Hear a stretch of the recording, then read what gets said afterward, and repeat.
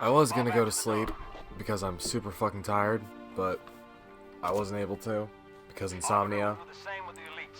So I guess I'll be finishing off my Halo 3 recordings, maybe starting Halo 4. To give a timestamp, I just finished my Dark Souls 3 LP like an hour ago. Well, 2 hours ago. I played Fortnite for a little while. But besides that, why the fuck is my sensitivity super low? Oh god, when they fucking... Did that update reset all of the goddamn control?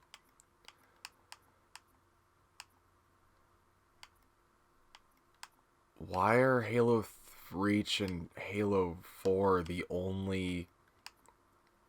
Jumper? What?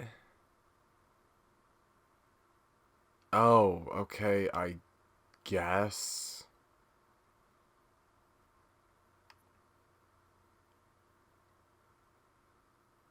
That's weird.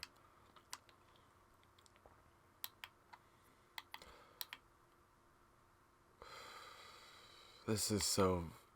There was an update that recently came out that messed with all the fucking controls for whatever reason.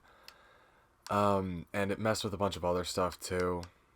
So I guess the sensitivities are no longer correct. That's still way too low.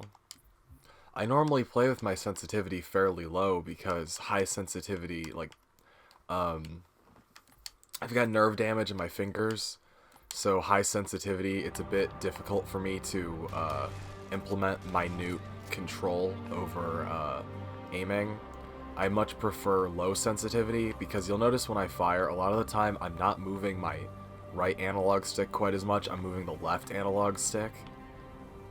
Especially recently, because if you were paying attention to my Dark Souls LP, I damaged my wrist pretty severely during that period of time. I burned it and it fucked up all the blood vessels in my right wrist.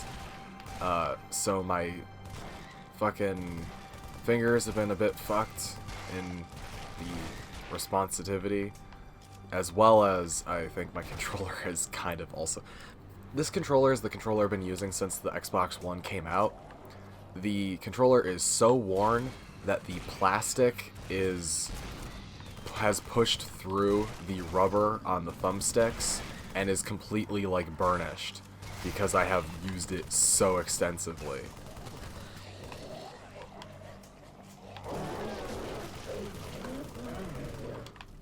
And yeah, I am playing this level on normal because I'm super tired and the aforementioned physical not functioning correctly. So I'd rather not bash my head against the flood for however long, if I can avoid it at all. I don't particularly care for this level, and the MCC version is even worse. So I'd much prefer a somewhat boring, leisurely walk through this flood hive. Child of my enemy, why have you come? I often I'm not sure why they told D. Bradley Baker to speak in so. this manner. I think his performance in Halo 2 was fantastic. It's like, it's one of those cases in which the actor didn't change, but the performance totally did, which I think is a bit weird. Also, this level has by far the most annoying slowdown segments where, for what appears to be no reason, they just instructed, or I think some of this is Monty Olam's, or not, sorry, Marty O'Donnell. I don't know why I said Monty Olam. Rest in peace. Marty O'Donnell's fault, because he was, they allowed him to have a bit more input in the story and other stuff, and he put in some weird ideas. Like, he's responsible for both, I think, Keyes and Sergeant Johnson's deaths, because he said the story wasn't dramatic enough for some reason. But I think he was also one of the people responsible for those real annoying,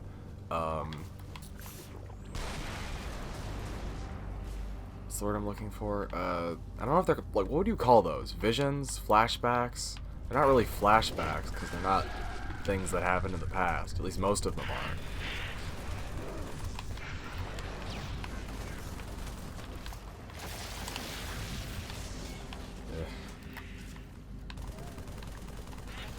This level is not great. It is cool getting to see like a reworked version of some of the areas from Halo 2, but there's so little that's recognizable from Halo 2 that it feels kind of pointless.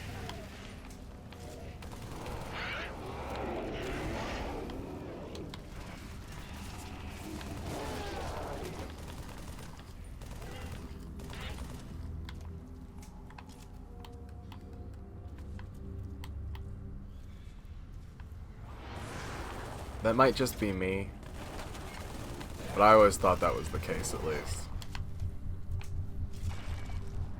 I felt like if they were going to do something like this, they should have, like, doubled down.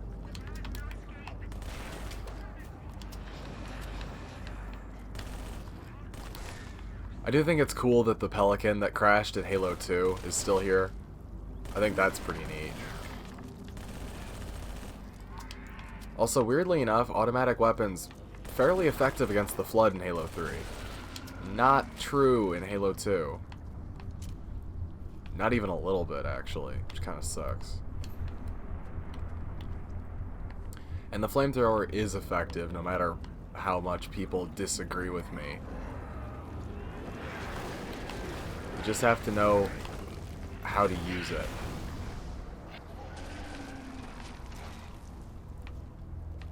You can't use it like a conventional flamethrower. Also, do I have unlimited flashlight now? That's kind of cool.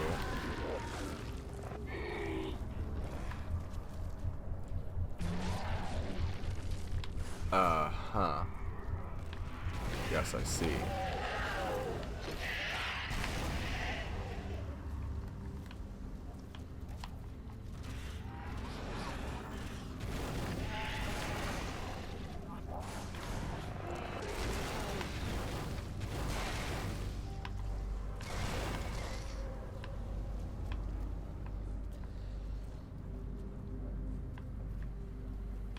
Yeah, this level isn't great, because there's enemies literally everywhere, which means that come time for you to respawn if you're playing multiplayer, there's almost never an opportunity for you to actually do so.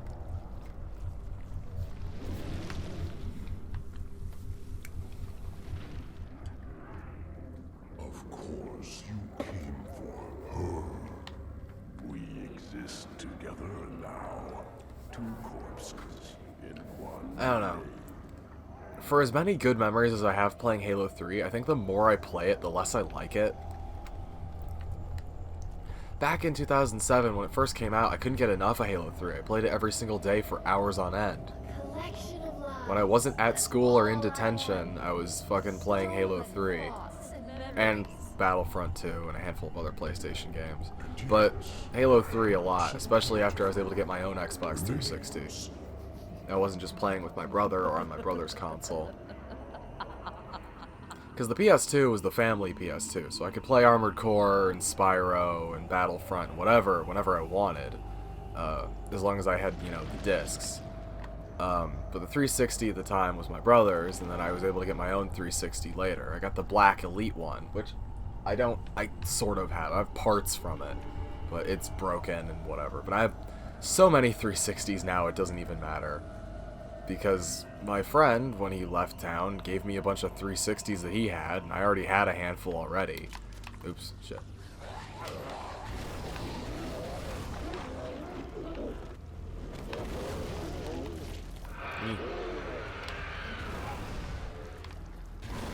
Lame. Stay down.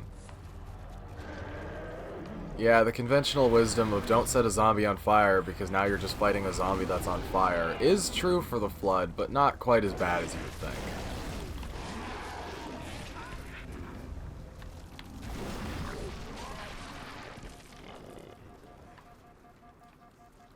Although I don't know why this fire effect hurts Spartans so severely. It shouldn't really do much of anything. Yeah, it might overwork the temperature control, but considering the Master Chief's armor can withstand re-entry, I don't really think that this should be much of a problem. I mean, this is what? Just normal napalm? Yeah, maybe not the... It might fuck up his shields, but I can't see it being a huge problem for...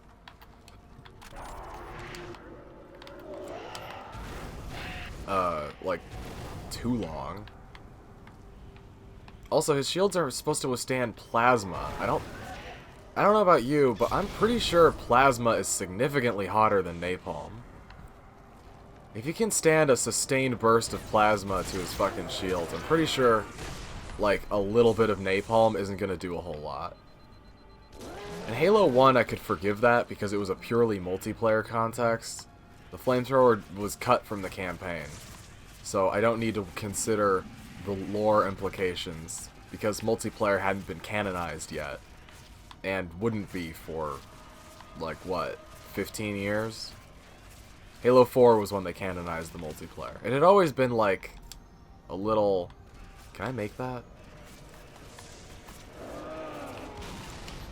It had always been a little iffy on whether or not the multiplayer was canon. It was true that the maps were supposedly canon, but they never said whether or not your Spartans or the interactions therein were canon. And then in Halo 4, they're like, yeah, no, all multiplayer is canon, including all multiplayer Spartans. Including your Spartans, whom are all dead now, if I'm reading Halo Infinite's story correctly. What's your name? Which sucks, to say the least. It's not like Noble 6 where you got a canon death. With fucking Halo Infinite, it's just like, yeah, the Infinity blew up. So do I. Sorry about that.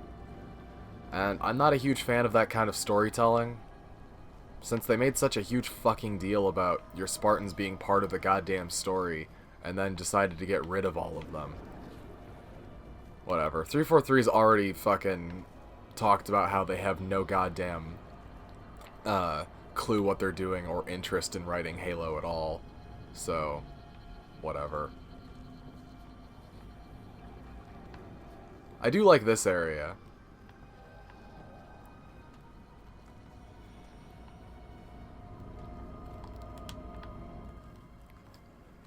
It was the coin's fault. I wanted to make And here's your keep you safe. required Halo Reach, or Halo the Fall of Reach, story jab.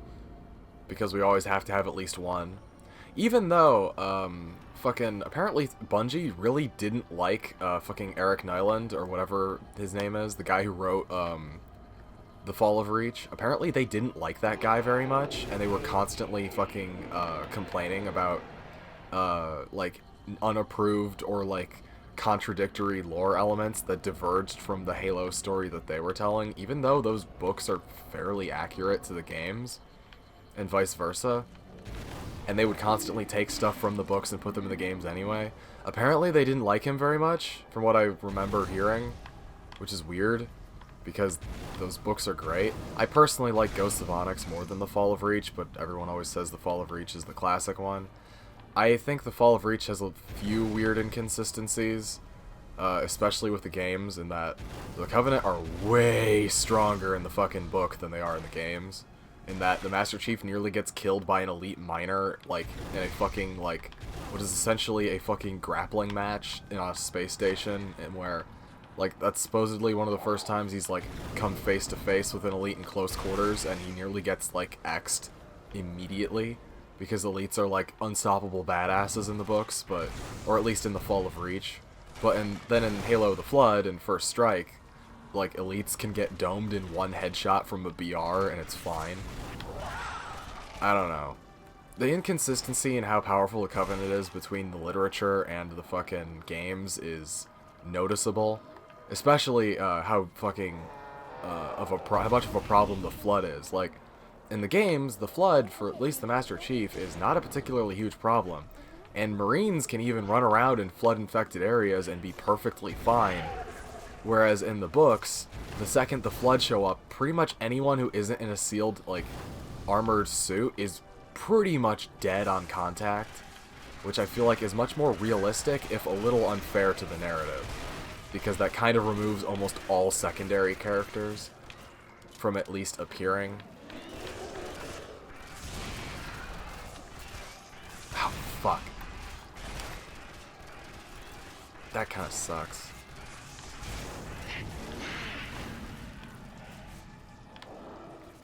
Can y'all stop that?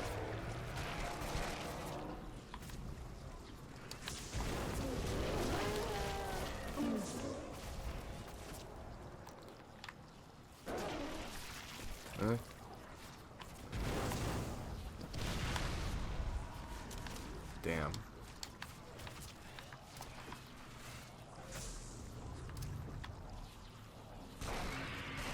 That get him? I don't think that got him.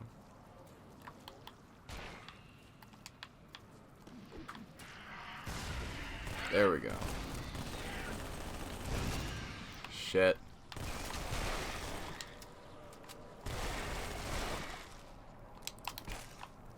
But yeah, you can already see how fucking annoying this would be if I were playing on heroic like I normally do. Also, this is one of my favorite things about this level. There's just a fucking single ODST here who's been here since Halo 2, even though he's wearing the Halo 3 armor. I never liked the Halo 3 ODST armor. I always thought that the Halo 2 armor was much more interesting because the Halo 3 armor is just the Marine armor with a few additions to it, whereas the Halo 2 armor is its own set, and I feel like it looks way better and is much more like... It's a good combination of modern and retro science fiction aesthetics. But that one ODST, I always talked about how, much like my Spartan 3 idea of where they should make a Metal Gear style game where you play as a Spartan 3 going on assassination like headhunter missions and stuff, they should make a horror game where you play as that ODST, because remember, there's a couple like weeks, if not a month or two, between fucking at least this mission and fucking the end of Halo 2. It would have been really cool if we got like a fucking first-person horror game where you play as that fucking ODST, basically stranded on High Charity while the Flood take it over. How fucking cool would that have been? I would have played the hell out of that. Like a Resident Evil style fucking, like, Halo game. Ugh, I hate that they can fucking break those. Die, you bastard.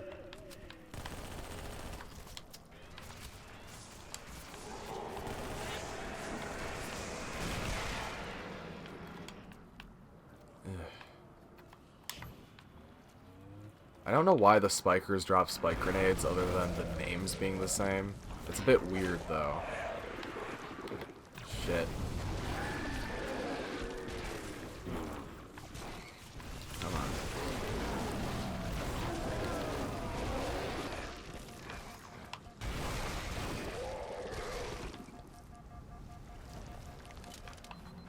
No, stop that.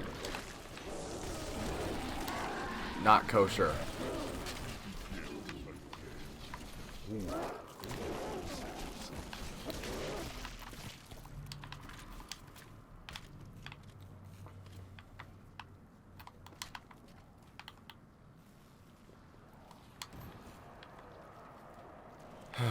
Anyway. Yeah, this level is a bit much even on normal.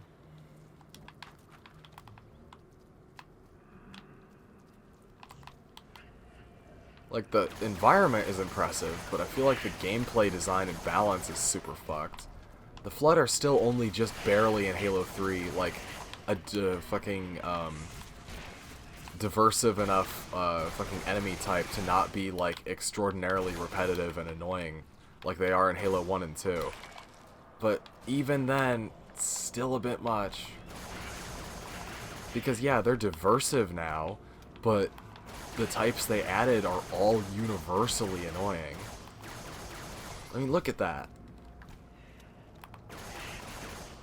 That was like, what, 2.5 magazines just to fucking kill it? And those things are everywhere.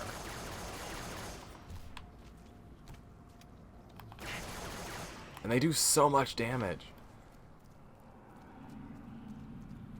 And there aren't enough long-range weapons in this mission either. Like, there are almost no human weapons other than the shotgun. Like, that's pretty much it. Occasionally you'll find an SMG, but it won't have more than, like, a magazine in it.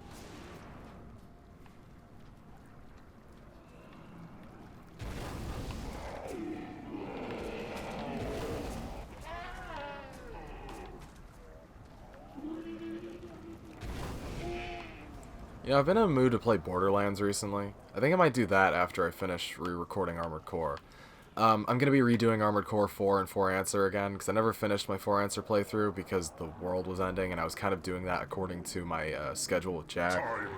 has taught me patience. I'm gonna be re-recording Armored Core 4. I'm gonna be doing just I the... will know I'm gonna be doing the all missions, I probably. I don't know if I'll be redoing the fucking arena on screen. I'll probably do the arena off screen, just so I have all the items from it, and then I'll just be doing the missions, and I'll be cutting out all the footage of me in the garage, so it's just the missions. Because I think that'll be a faster and, like, more comprehensive upload, and then I'll just put all the missions in one video, and it might be like an hour and a half. And then I'll have, like, I'll either do it in the same thing, or I'll have a separate one for the, what's the word I'm looking for the... My brain does not function. For the hard mode. Because definitely, it'll probably be a separate one, because, hard mode in Armored Core 4 is difficult, because most of them are just...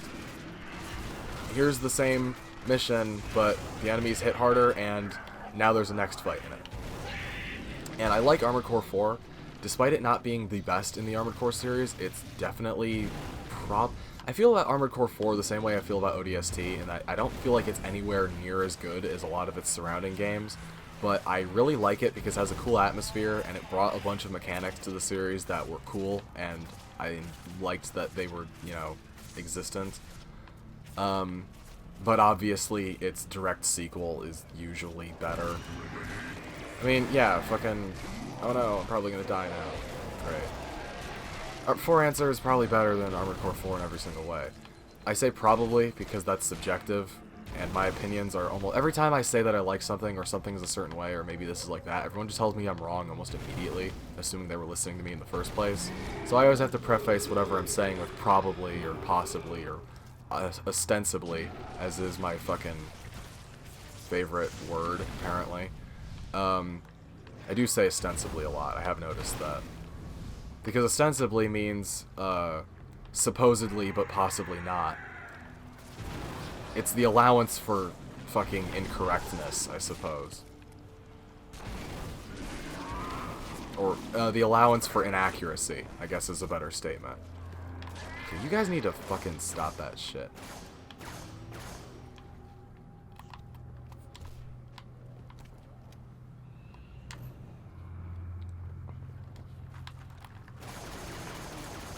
Fucking hate these things so much. I mean, how many shots was that?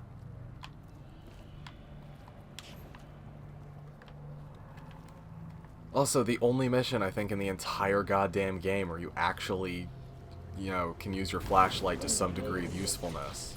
I think every other mission in the fucking game, the flashlight has no point in being activated. That sucks.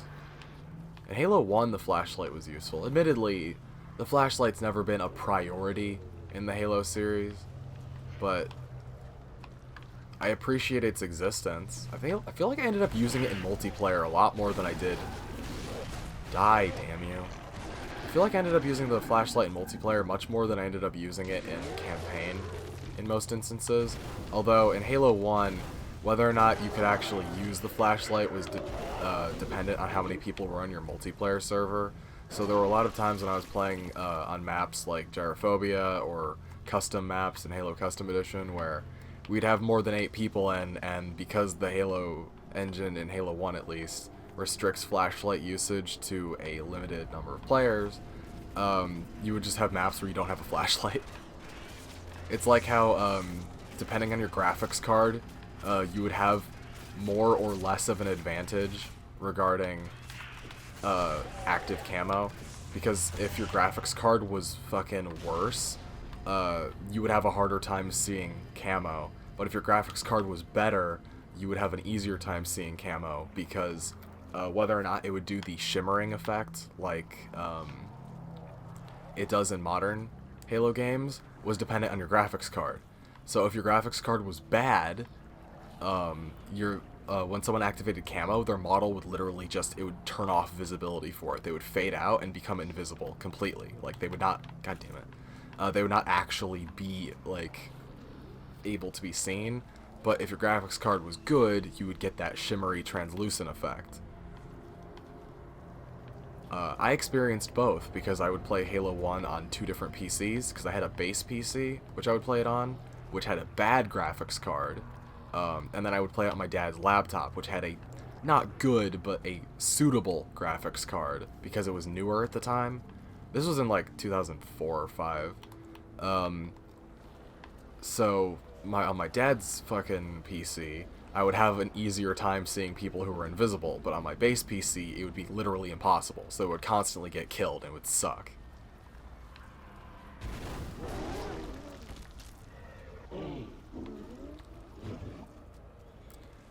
I do wish the Halo 1 flamethrower would come back. I'm surprised that wasn't a weapon they brought back in Halo Infinite or Halo 5. I mean, fire weapons have been pretty much absent from the series since Halo 3. The fact that the flamethrower came back in Halo 3 at all is actually fairly surprising. I was super happy when it did, and then immediately confused about the way it functioned. Because in Halo 1, it was always my go-to, because I played the PC version for multiplayer, because none of my friends cared about Halo, and bringing the Xbox over to another person's house was not a possibility at the time. If I wanted to play Halo with another person, it was me going to play with my fucking cousin at his house, and that was a fucking every 2 years thing, basically. And he had Halo 2, not Halo 1. At the time, anyway.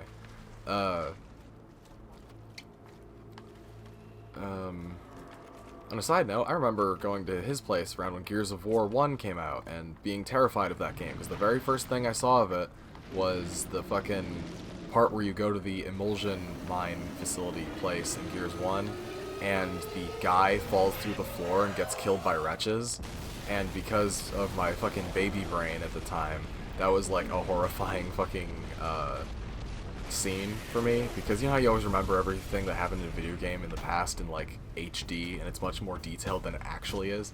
Like playing that now, that scene looks like complete garbage. It's like terribly, terribly animated. Even in the fucking remastered version, it's still fairly low detail. And like, it's not even as significantly more, like, it's not even as detailed as like any of the standard executions in the game, but there was just something about that when I was younger that was super like frightening to me. I don't know what it is. I guess it's just the way my brain worked back in the day. I was very easily scared by pretty much everything when I was younger. That's, for the most part, subsided because now I'm, like, completely emotionally deadened. And also, I love horror genres now. Like, it's one of my favorite things, and I feel like the horror genre is, like, horribly mismanaged most of the time because most popular horror things generally kind of suck. Because they're all going for the stupid Paranormal Activity thing or whatever's, like, marketable, and not what's actually like, because my favorite thing about the horror genre is it's usually really, really interesting. It's filled with cool out there ideas, and that's not very prevalent in a lot of more modern horror stuff. It's usually things from like 2004 or 5 or before that. The obvious examples being like Silent Hill and stuff and whatever. I think Amnesia: The Dark Descent, despite doing a lot of good for, like, making horror games, like, much more, I guess, accessible, I feel like Amnesia: The Dark Descent and its design is actually kind of a step backwards, because that game has some really cool stuff in it, but I feel like for the most part, it's a very boring and, like, not particularly fun to play video game. I mean, when did that game come out? 2011? It's super fucking clunky, and I don't feel like it's very well designed overall. It's also kind of completely nonsensical in its story.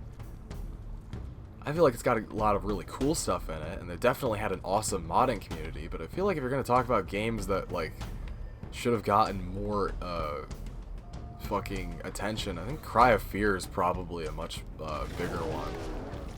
Or, I don't know.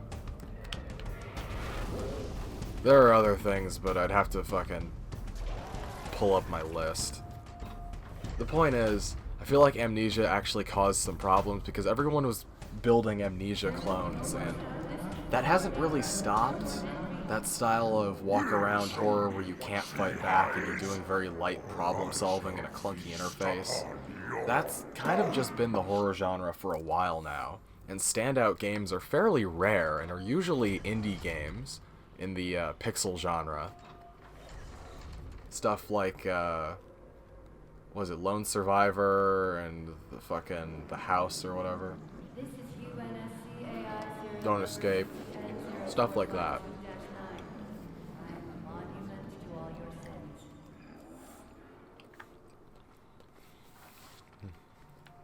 I don't know how quantifiable it is, but I would say Amnesia actually probably did more damage than FNAF did. Also, this room was cool. There used to be an energy sword here back in Halo 2.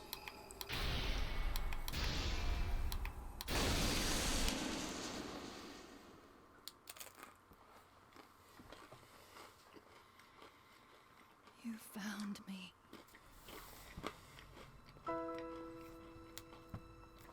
You know, whenever I see this cutscene, the only thing I can think of is that mod someone made, that fucking screenshot of the Master Chief's armor replaced with the fucking Hell Spartan armor from that one action figure, and Cortana is like red or purple or whatever, and she has massive breasts and cat ears. That's the only thing I think of when I see this cutscene. Lucky me. Do you still have it?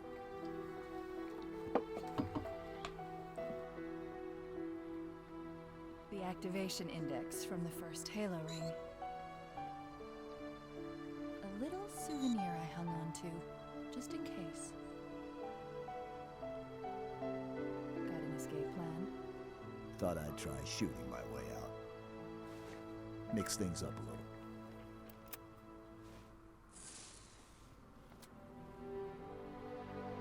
Just keep your head down.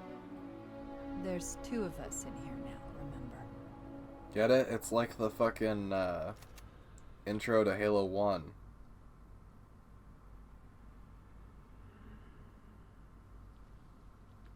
Chief, get me out of this place.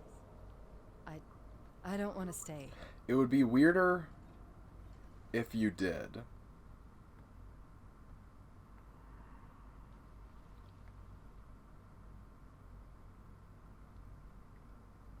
Hold on, I'm looking up a very old image.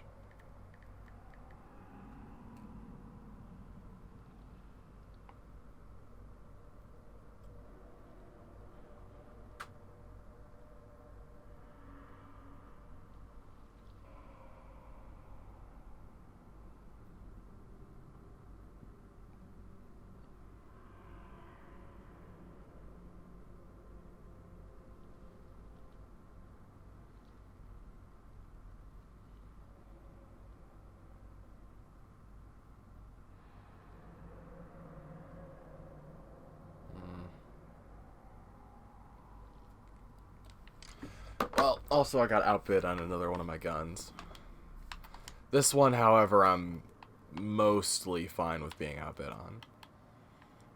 Depending on if I get outbid on the other one, I'll go back and bid higher on this one. Because of that thing of, like, there are 2 guns that I'm interested in. Either one of them I'd be fine with winning. I'm not going to win both of them, most probably. So whichever one I'm clearly not winning, I'll go back and bid on the other one. And yes, I know I could just go down to my local gun store and get a relatively similar gun for a little bit more money. But I want this one.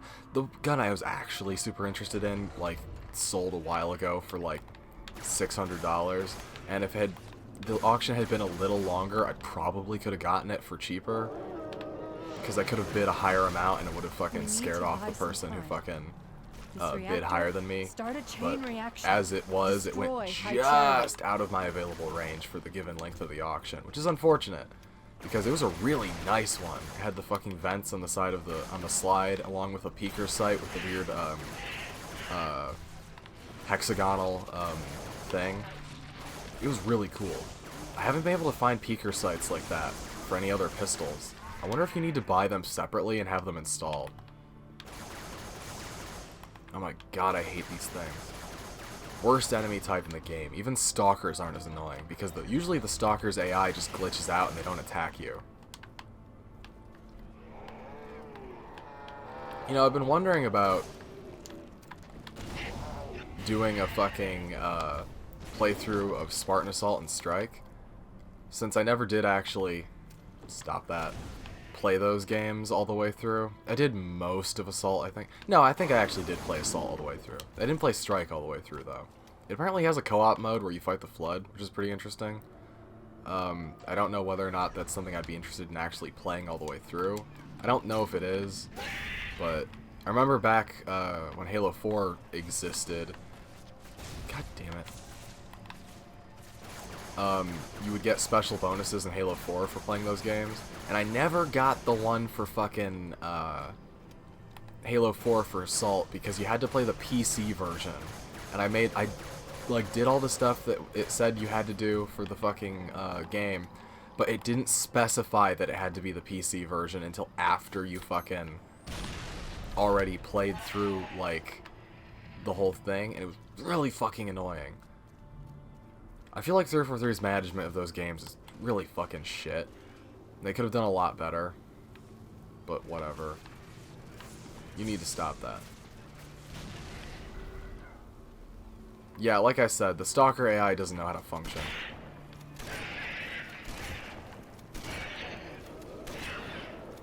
Well, at least we can get like a better look at how this...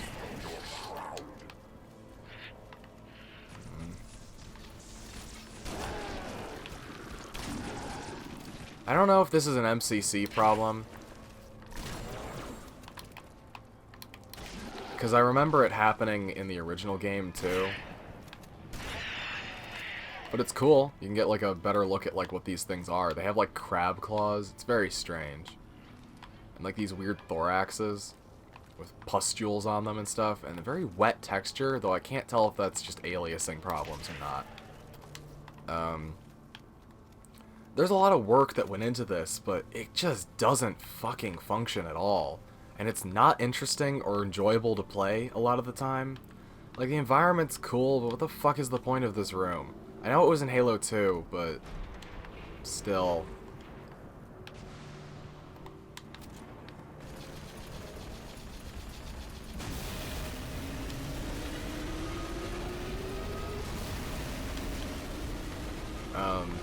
Oh, right.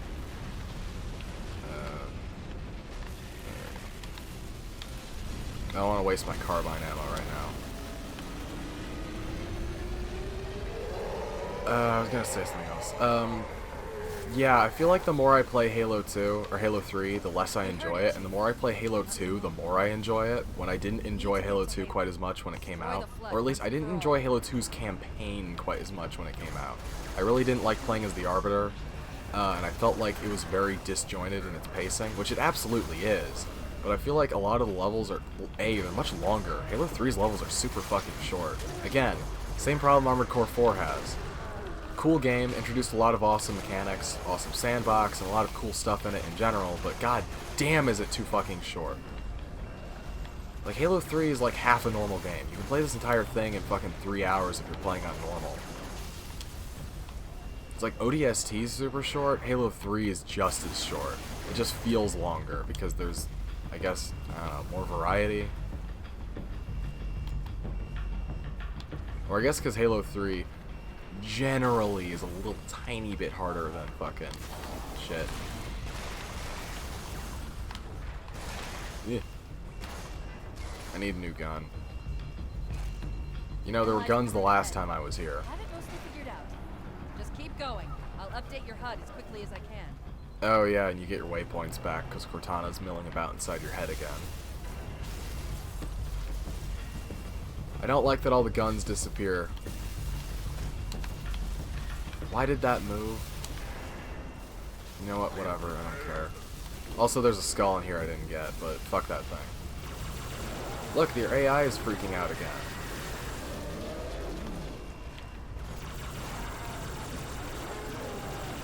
Isn't there one with an energy sword that's supposed to be here?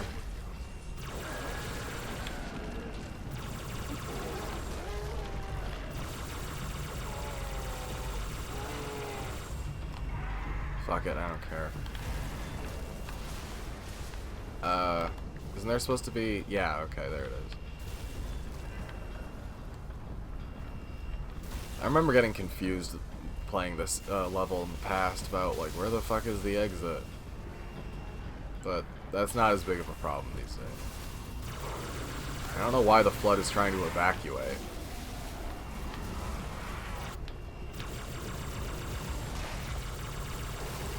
Oh yeah, don't they... No, never mind. I was gonna say, don't you, if you use the, like, plasma weapons, don't they not explode in the infection forms? Guess not.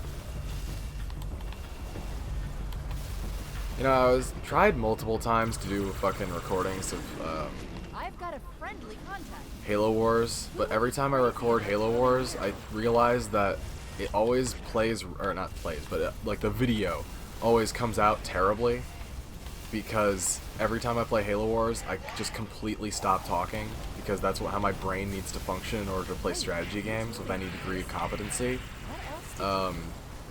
And it's just completely uninteresting to watch, because I'm not actually fucking doing anything. I'm just playing the game and not talking. So I guess if you're into me doing that, then I'll do it, but besides that,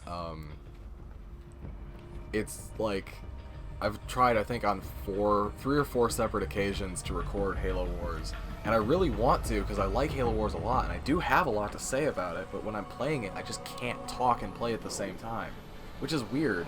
I don't know why. It's like, Halo Wars isn't particularly difficult, neither am I trying to perform to any, like, extreme degree, but there's something about that style of game that means that my brain shuts down the, like, verbal centers or whatever. It's very weird.